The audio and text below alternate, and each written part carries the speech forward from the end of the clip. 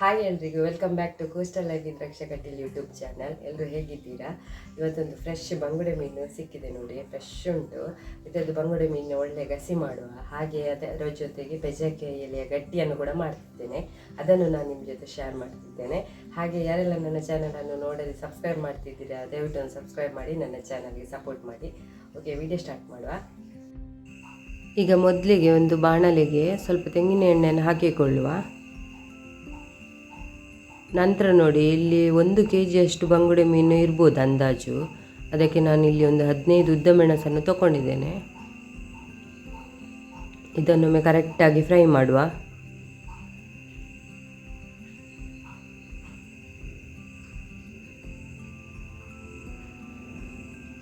ಗಿಡ್ಡ ಮೆಣಸು ಕೂಡ ಹಾಕಿಕೊಳ್ಬೋದು. ನಾನಿಲ್ಲಿ ಸ್ವಲ್ಪ ಉದ್ದ ಮೆಣಸನ್ನು ತಗೊಂಡಿದ್ದೇನೆ.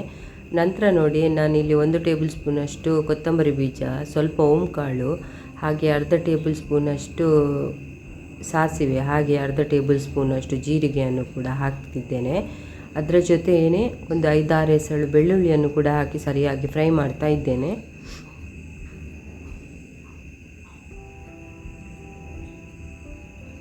ನಂತರ ಕರೆಕ್ಟಾಗಿ ಫ್ರೈ ಆದ ನಂತರ ಮಸಾಲೆ, ನಾನಿಲ್ಲಿ ಒಂದು ಸಣ್ಣ ತೆಂಗಿನಕಾಯಿಯನ್ನು ತಗೊಂಡಿದ್ದೇನೆ, ಅದನ್ನು ಕೂಡ ತುರಿದು ತಗೊಂಡಿದ್ದೇನೆ.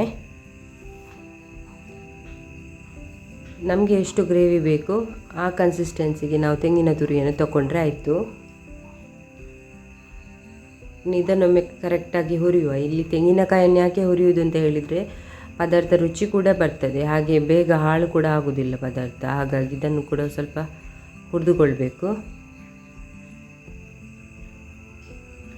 ಇದಕ್ಕೆ ನಾನಿಲ್ಲಿ 1 ಟೇಬಲ್ ಸ್ಪೂನಷ್ಟು ಅರಿಶಿಣವನ್ನು ಕೂಡ ಸೇರಿಸಿಕೊಂಡಿದ್ದೇನೆ. ಇನ್ನೊಮ್ಮೆ ಕರೆಕ್ಟಾಗಿ ಫ್ರೈ ಮಾಡುವ.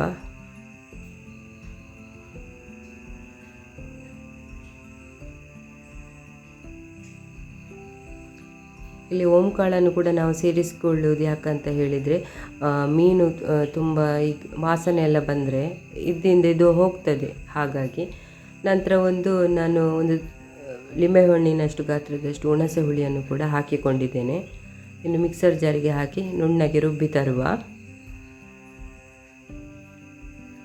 ಇದಕ್ಕೆ ಸ್ವಲ್ಪ ನೀರನ್ನು ಕೂಡ ಹಾಕಿಕೊಳ್ತಿದ್ದೇನೆ.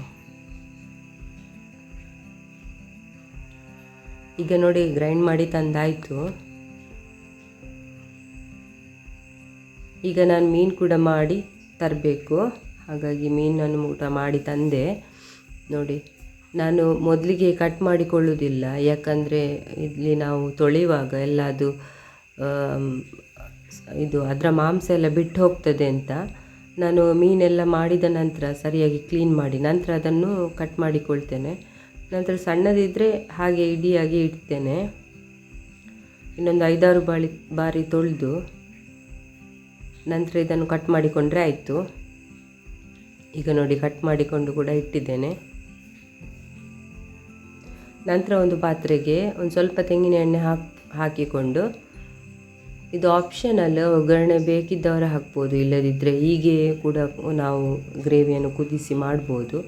ನಂತರ ನಾನಿಲ್ಲಿ ಒಂದು ಈರುಳ್ಳಿಯನ್ನು ತೊಗೊಂಡಿದ್ದೇನೆ, 2 ಕಾಯಿಮೆಣಸು, ಹಾಗೆ ಒಂದು ಅರ್ಧ ಇಂಚಿನಷ್ಟು ಒಂದು ಶುಂಠಿಯನ್ನು ಕೂಡ ಸಣ್ಣಗೆ ಹಚ್ಚಿ ತೊಗೊಂಡಿದ್ದೇನೆ. ಸ್ವಲ್ಪ ಕರಿಬೇವು ಕೂಡ ತಗೊಂಡಿದ್ದೇನೆ. ಈ ರೀತಿ ಮಾಡೋದ್ರಿಂದ ನಮಗೆ ರುಚಿ ಕೂಡ ಸ್ವಲ್ಪ ಜಾಸ್ತಿ ಬರ್ತದೆ. ಸ್ವಲ್ಪ ಫ್ರೈ ಮಾಡುವ ಕರೆಕ್ಟಾಗಿ.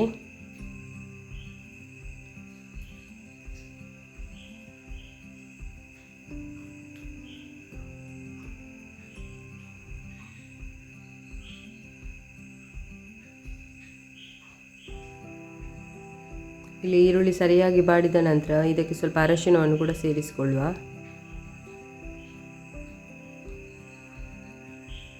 ನಂತರ ಗ್ರೈಂಡ್ ಮಾಡಿದ ಮಸಾಲೆಯನ್ನು ಇದಕ್ಕೆ ಹಾಕಿಕೊಂಡ್ರೆ ಆಯಿತು.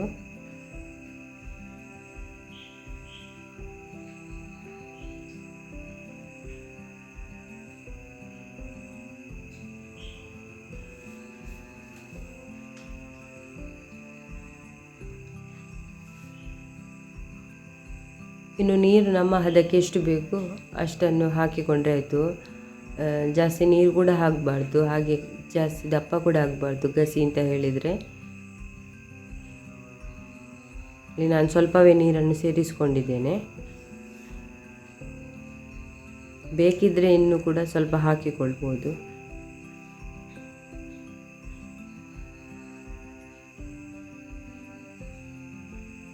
ನಂತರ ರುಚಿಗೆ ಎಷ್ಟು ಬೇಕೋ ಅಷ್ಟು ಉಪ್ಪನ್ನು ಕೂಡ ಹಾಕಿ ಒಮ್ಮೆ ಸರಿಯಾಗಿ ಮಿಕ್ಸ್ ಮಾಡುವ.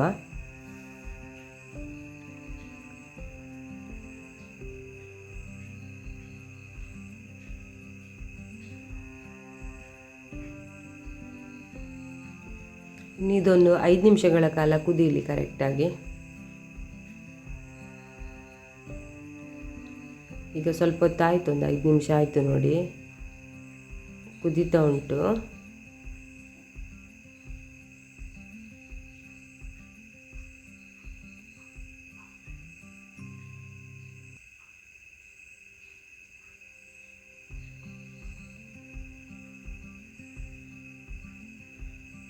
ಇನ್ನು ಇದಕ್ಕೆ ನಾವು ತೊಳೆದಿಟ್ಟಂತಹ ಮೀನನ್ನು ಇದಕ್ಕೆ ಸೇರಿಸಿಕೊಂಡ್ರೆ ಆಯಿತು.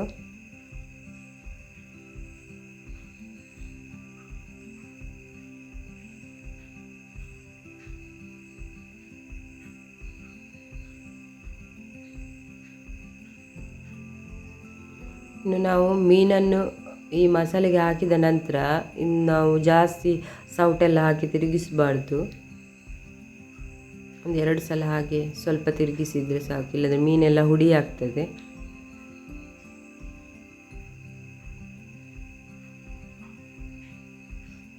ಇನ್ನು ಸ್ವಲ್ಪ ಹೊತ್ತು ಸರಿಯಾಗಿ ಕುದೀಲಿದ್ದು.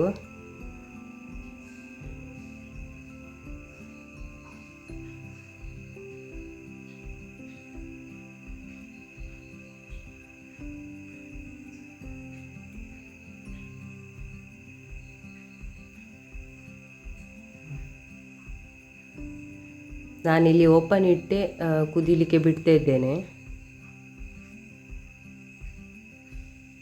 ನಂತರ ಕೊನೆಯದಾಗಿ ನೋಡಿ ಕೊತ್ತಂಬರಿ ಸೊಪ್ಪನ್ನು ಕೂಡ ನಾನು ಹಾಕಿಕೊಳ್ತಿದ್ದೇನೆ.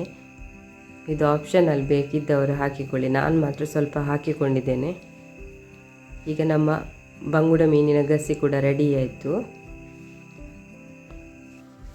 ಈಗ ನೋಡಿ ಹೆಬ್ಬಲಸಿನ ಎಲೆ ಕೂಡ ತಂದಿದ್ದೇನೆ, ಇದರದ್ದೊಂದು ಗಟ್ಟಿ ಮಾಡುವ. ಇದು ಹೀಗೆ ಇರ್ತದೆ ಎಲೆ, ಹೇಗೆ ಉಂಟಂತ. ಈಗ ಇದರದ್ದೊಂದು ಗಟ್ಟಿ ಮಾಡುವ. ಇನ್ನೊಂದು 5 ಗಂಟೆಗಳ ಕಾಲ ನೆನೆಸಿಟ್ಟ ನಾನು ಕುಚ್ಚಲಕ್ಕಿ ಮತ್ತು ಸ್ವಲ್ಪ ಇದಕ್ಕೆ ನಾನು ಬೆಳ್ತಿಗೆ ಅಕ್ಕಿಯನ್ನು ಕೂಡ ಸೇರಿಸಿಕೊಂಡಿದ್ದೇನೆ. ಇದನ್ನೊಂದು ಮಿಕ್ಸರ್ ಜಾರಿಗೆ ಹಾಕಿ ಗಟ್ಟಿಯಾಗಿ ರುಬ್ಬಿ ತರುವ, ಕರೆಕ್ಟಾಗಿ ಗ್ರೈಂಡ್ ಮಾಡಿ ತರುವ. ನೀರಾಗಬಾರ್ದು.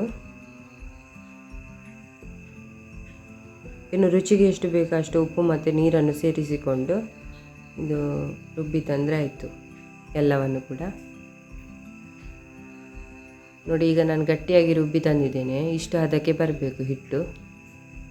ನಂತರ ನೋಡಿ ಈ ಎಲೆಗೆ ನಮಗೆ ತೆಳು ಬೇಕಿದ್ದರೆ ತೆಳು ಹಚ್ಕೊಳ್ಬೋದು, ದಪ್ಪ ಬೇಕಿದ್ದರೆ ದಪ್ಪವನ್ನು ಕೂಡ ಹಾಗೆ ಮಾಡ್ಬೋದು.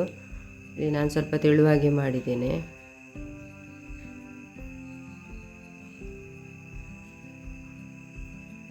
ಇನ್ನು ಇದಕ್ಕೆ ನಾನು ತೆಂಗಿನ ತುರಿಯನ್ನೆಲ್ಲ ಏನು ಸೇರಿಸಿಕೊಳ್ಳಿಲ್ಲ, ಹೀಗೆ ನಾನು ಮಾಡಿದ್ದು ನೋಡಿ. ಈ ರೀತಿಯಾಗಿ ಮಡಚಿಟ್ರೆ ಆಯಿತು.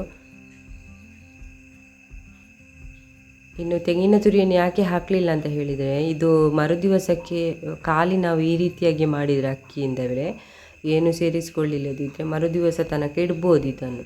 ಸ್ವಲ್ಪ ತೆಂಗಿನ ತುರಿ ಹಾಕಿದರೆ ನಾವು ಅದು ಮರುದಿವಸಕ್ಕೆ ಸ್ವಲ್ಪ ಬೆವರು ಬಂದಾಗೆ ಆಗ್ತದೆ.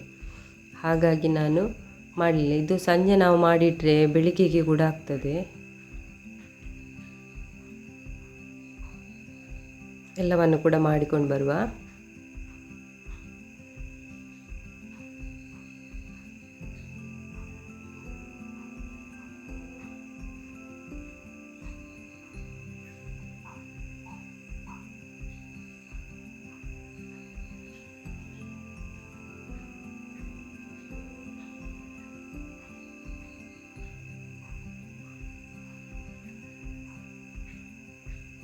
ನೋಡಿ ಈಗ ಎಲ್ಲ ಕೂಡ ಹಾಕಿ ಆಯಿತು ಎಲೆಗೆ. ಇನ್ನು ಇದನ್ನೊಂದು ಬೇಯಲಿಕ್ಕೆ ಇಟ್ಟರೆ ಆಯಿತು. ಇದೊಂದು ಅರ್ಧ ಗಂಟೆ ಬೇಯಲಿ ಸಾಕಾಗ್ತದೆ, ಅರ್ಧ ಗಂಟೆ ಬೆಂದರೆ.